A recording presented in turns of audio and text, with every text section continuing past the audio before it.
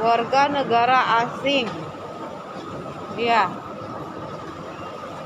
parah banget ya. Lagi corona gini.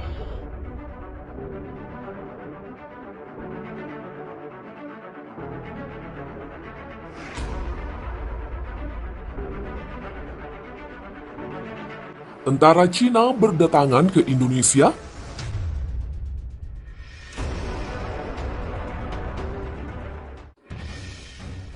Sebuah tanggapan oleh M. Rizal Fadilah, pemerhati politik dan kebangsaan. Setelah sebelumnya banyak kecurangan bahwa tenaga kerja asing asal Cina yang masuk ke Indonesia itu bukan semata pekerja, tetapi juga tentara.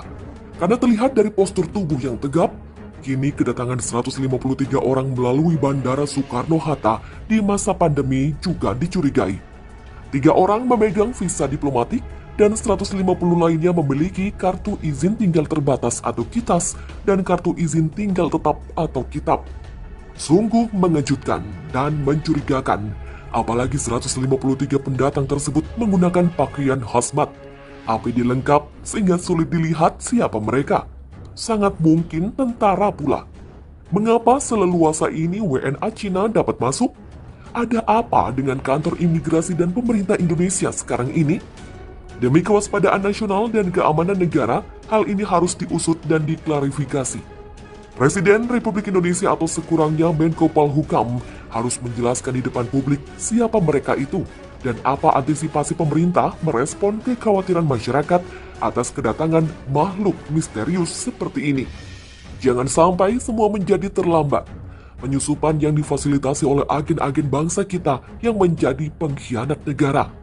Ketergantungan ekonomi tidak boleh menyebabkan keterjajahan para pemimpin negara kepada Republik Rakyat Cina. Kita teringat proses aneksasi Tibet oleh Cina dahulu. Para tentara Cina menyamar sebagai pekerja yang berujung invasi. Mega proyek dibuat sebagai investasi Cina, baik PLTA, KA, bandara, maupun jaringan telekomunikasi. Proyek besar yang nyatanya sama sekali tidak mensejahterakan masyarakat Tibet, akan tetapi lebih menguntungkan pemerintah Cina dan migran Cina itu sendiri.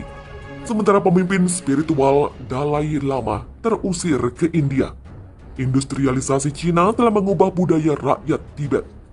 Masyarakat dan bangsa Indonesia gelisah dengan kebijakan pemerintahan Jokowi yang membuka lebar pintu investasi, hutang luar negeri, dan migrasi WNA Cina. Proses pewarganegaraan yang dipermudah sangat mengkhawatirkan. DPR harus melakukan pengawasan intensif dan serius atas kebijakan pemerintahan yang cenderung menerapkan politik luar negeri tidak bebas aktif. Sekali lagi, jangan sampai semua menjadi terlambat. Nah, kembali kepada masuknya WNA Cina melalui Bandara Internasional Soekarno-Hatta dengan berpakaian hazmat atau hazardous material suit yang patut untuk dicurigai. Maka pertanyaan mendasar kita adalah, apakah mereka itu Tentara Pembebasan Rakyat atau PLA Republik Rakyat Cina?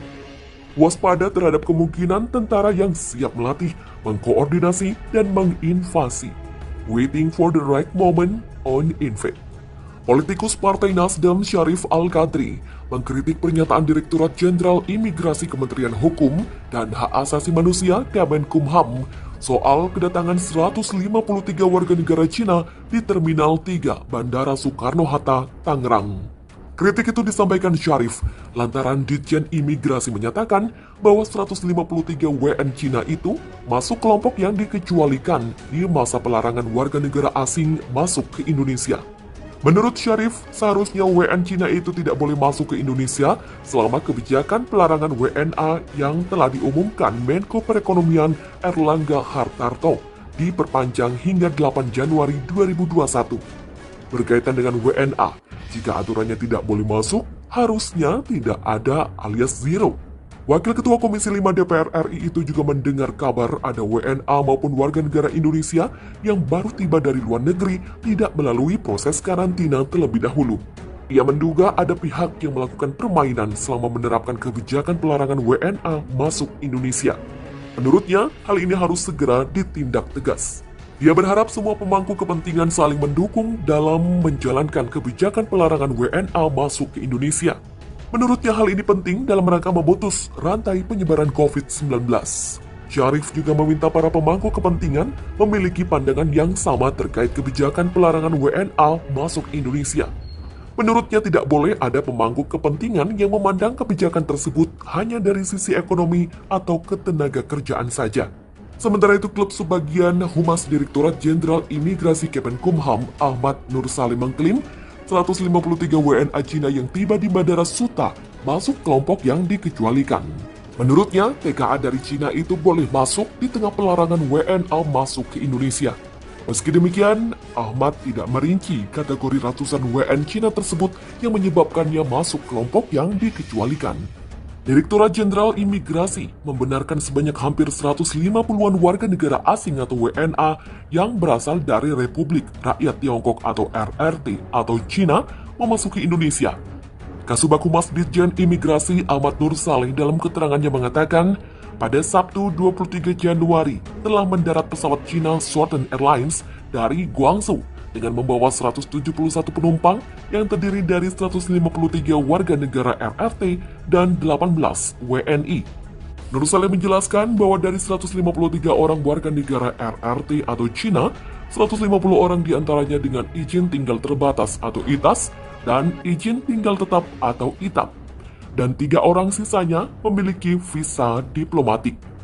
Ia menjelaskan seluruh penumpang asing yang mendarat tersebut masuk dalam kategori orang asing yang diizinkan masuk ke wilayah Indonesia berdasarkan SE Dirjen Imigrasi tentang pembatasan sementara masuknya orang asing ke wilayah Indonesia dalam masa pandemi COVID-19.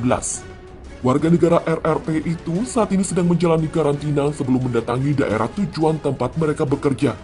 Setelah diperiksa kesehatannya, para penumpang diperiksa dokumen keimigrasiannya.